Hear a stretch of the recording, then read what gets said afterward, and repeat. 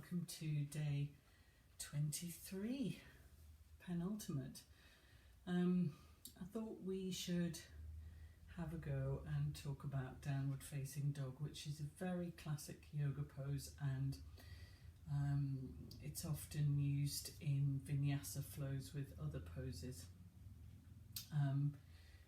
I think it's a great pose because it's weight bearing, and weight bearing exercise is particularly important if you're menopausal or perimenopausal. So it's a great one to do. It strengthens the shoulders and the back, and it's really strengthening and stretching for the legs. I wanted to specifically talk about it because every time, I'm just going to come down for a minute, every time I watch a video or go to a class, not every time but most of the time, they talk about if your heels don't reach the floor in downward dog, give it time, they will.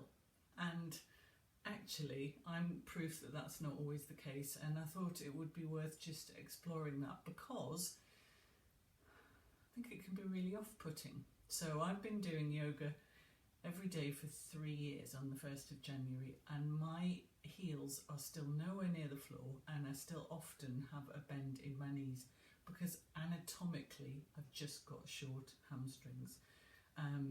But that doesn't mean that I still can't get loads out of downward dog. So I thought it was worth explaining that. A couple of things to think about when we're in down dog. I'm going to show you down dog, and then we're going to move and maybe just do a bit of forward fold and some mountain pose from there.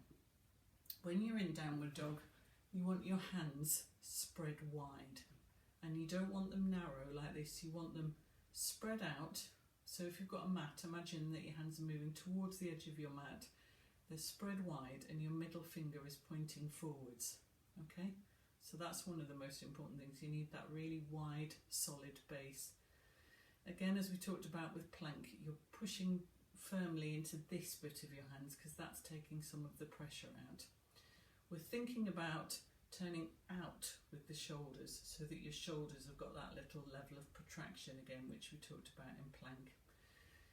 Doesn't matter if your knees are bent, it doesn't matter if your heels are nowhere near the floor. What we're actually looking to do is to lengthen the spine. So it's not so much what your knees and feet are doing, it's what your back is doing. So I'm just going to come to the best place to show you.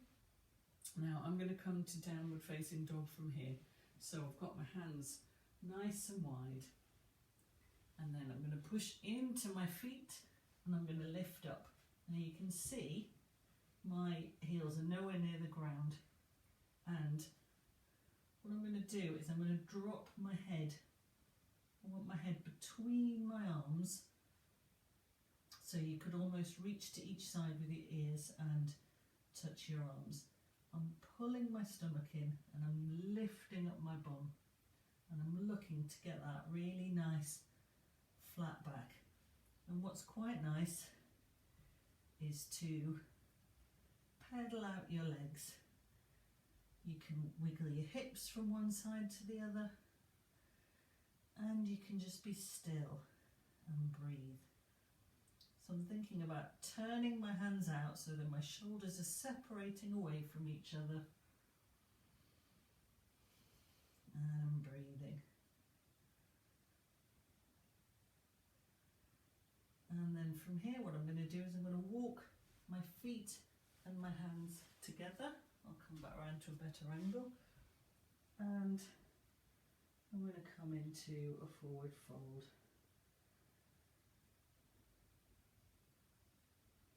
And then from there, I'm going to slowly, really slowly roll up. And take your time with this because it's really nice for kind of unkinking any kinks in your spine. And then I'm going to come back and I'm going to stand in mountain pose. So that's a really brief explanation of downward dog, but it's just a really nice pose to come into. So remember, you're thinking about your hands have got that outward turn. If I show you that from behind, you're looking at your shoulders turning out, and you want to get the length in your spine. So don't worry about what your knees are doing or whether your feet are near the floor. So let's just finish with a nice stretch. Oh, I'm really going to go for it today because I'm stiff. I like to come up onto my tiptoes as well, just to give my feet a stretch. And then I'm going to bring my hands back down and we'll leave it there.